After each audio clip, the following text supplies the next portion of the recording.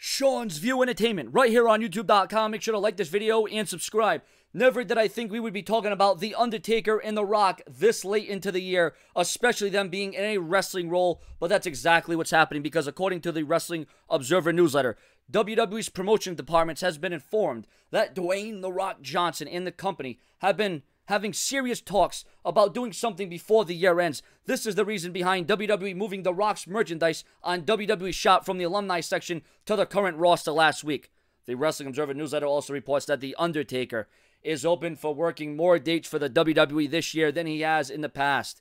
At this point, he is booked for WWE's Mexico tour, but as of this writing, and this is a disappointment, there is no talk at all for The Undertaker versus Sting at that show of WrestleMania. It's being said that The Undertaker is in better shape physically because he has fully healed from his previous surgeries and injuries.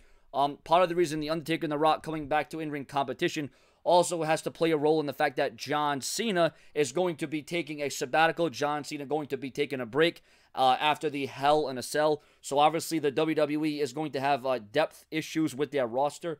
But that's kind of what happens when you don't build.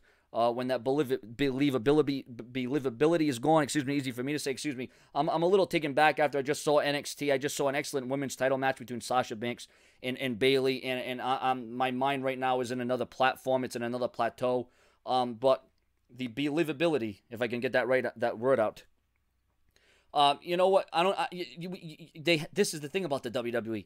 I have no problem with seeing The Rock and The Undertaker, but if you have to rely on past stars to get over, and,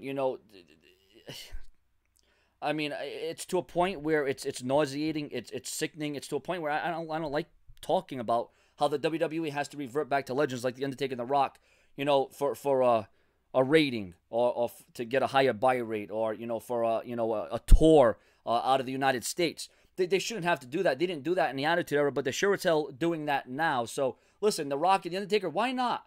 Why not do this? It's never been done in WrestleMania.